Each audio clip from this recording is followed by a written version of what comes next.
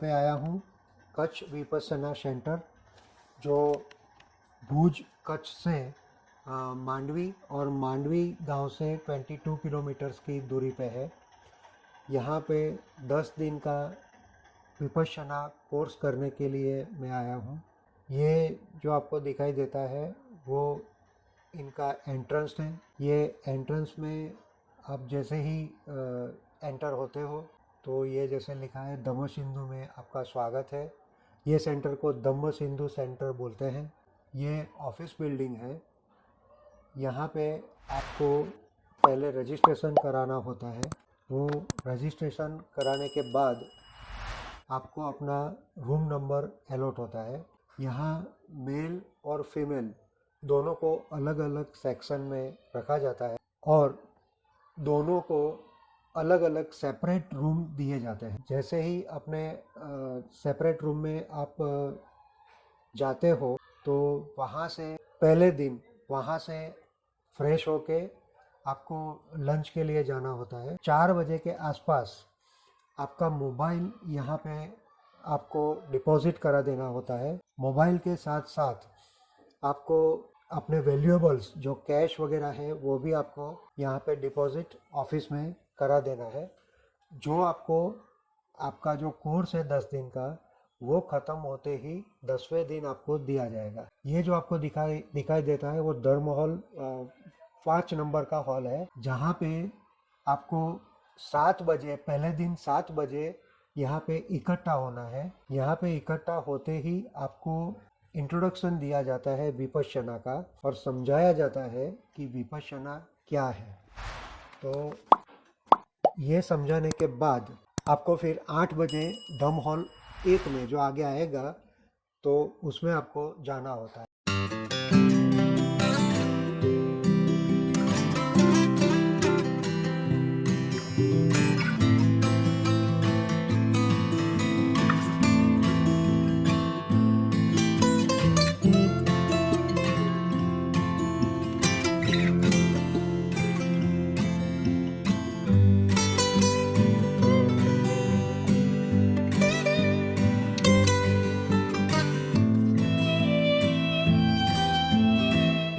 ये है mail area यहाँ से स्टार्ट होता है। ये जो रास्ता जाता है भोजनशाला की ओर जाता है, डाइनिंग हॉल, जहाँ पे आपको नाश्ते के लिए और लंच के लिए और शाम को 5 बजे चाय और ब्रेकफास्ट के लिए आना हो। तो ये डाइनिंग हॉल है। डाइनिंग हॉल में आप जैसे ही जाते हो राइट हैंड साइड पे अगर आपका कुछ कंप्लेन है इलेक्ट्रिसिटी का या पानी का जो भी है तो वो भी आप वहाँ पे लिख सकते हो कंप्लेन बुक में। खाना जो होता है आपको परोसा जाता है काउंटर पे लेके, आपको अपनी जगह पे आपकी सीट पे बैठना है। मसाले भी रखे हुए होते हैं, आप अपने टेस्ट के हिसाब से ऐड कर सकते हो। ये अभी आपको जो रास्ता दिखाई देता है वो मेल सेक्शन की ओर जाता है। मेल सेक्शन रेसिडेंशियल जो रूम्स है, ये ऐसे जैसे जो लाइन है वो B, C, D, E, F ऐसा करके सब क्वार्टर्स बनाए हैं। तो बहुत ही खूबसूरत ग्रीनरी वाला फुल ऑफ ग्रीनरी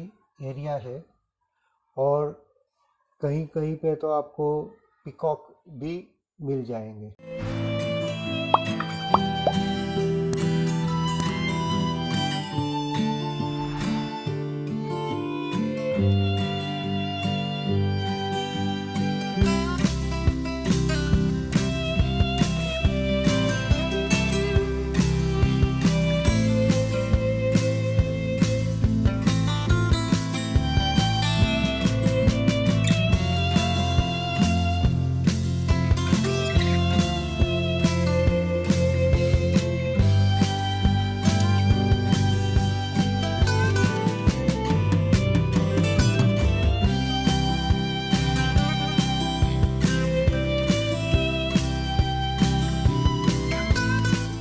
ये बिल्डिंग जो दिखाई देता है आपको वो आचार्य निवास है। मीन्स जो आपका टीचर्स है जो आपको टीच करेंगे वो यहाँ पे रहते हैं। धम्म हॉल 3 है और ये टीचर्स रेसिडेंस है।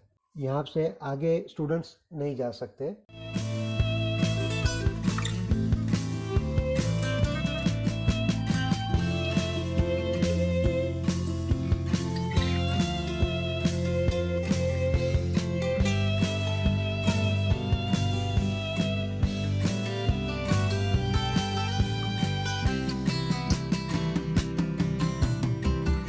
ये जो है C7 to 12, उसमें मेरा रूम है C9 बीच वाला।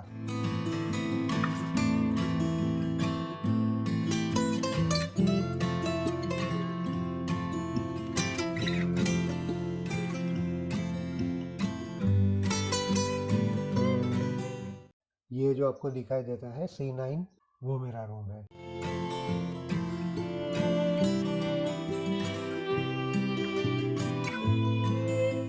और ये है जो सामने दिख रहा है वो द महल 1। हमको पूरे दिन सुबह शाम यहाँ पे ही आके मेडिटेशन करना होता है। पूरा सुबह 4 बजे से लेके शेड्यूल शुरू होता है। 4 बजे उठना होता है,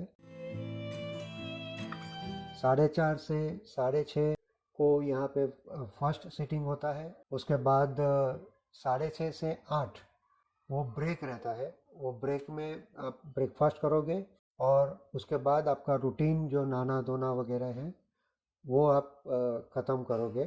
और 8 बजे फिर आओगे। 8 से 9 एक साधना होती है, ग्रुप साधना। 9 से 11 फिर से मेडिटेशन होता है। 11 से 1 लंच ब्रेक रहता है और रेस्ट रहता है। 1 से फिर साधना शुरू होती है, 1 से 2:30 बजे तक।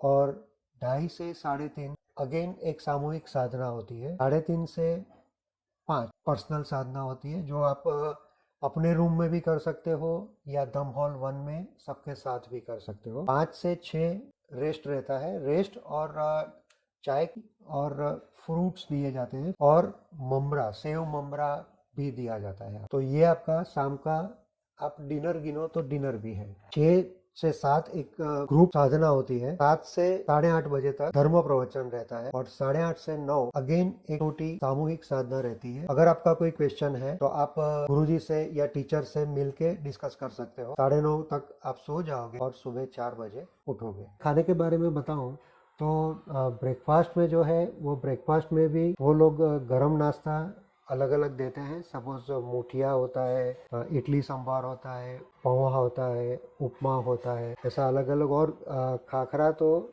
एवरीडे होता ही है, प्लस चाय और दूध होता है। और खाने में भी नॉर्मली लंच में एक शाक, एक वेजिटेबल्स, थोड़, चपाती, दाल, राइस, सलाद। किसी दिन कठोल नहीं हुआ तो 2 सब्जी रहती है। 5 बजे आप खाली चाय, दूध और ममरा ही ले सकते हो। साधना के 10वें दिन को मैत्री दिवस बोलते हैं। उस दिन एक दूसरे के साथ बात कर सकते हो। ऑफिस एरिया में जाके अपना वैल्यूएबल्स जो है वो वैल्यूएबल्स आपको कलेक्ट करना होता है। 3:45 बजे को जाना होता है ऑफिस एरिया में। जो आपने मोबाइल अपने जो डिपॉजिट करवाए थे पहले दिन को वापस दिया जाता है। 11वें दिन 6:30 का एक लास्ट सेशन होता है, जिसमें गुरुजी जो गोयंका जी है वो गोयंका जी का एक प्रवचन होता है करीबन 1.5 घंटे का। वो प्रवचन के बाद ऑफिशियली शिविर समाप्त होता है। मैंने भी अपनी लाइफ में पहली बार इतना सारा मेडिटेशन एक साथ एक ही दिन में या 10 दिन में मिला के किया है। मैंने 10 दिन का कोर्स किया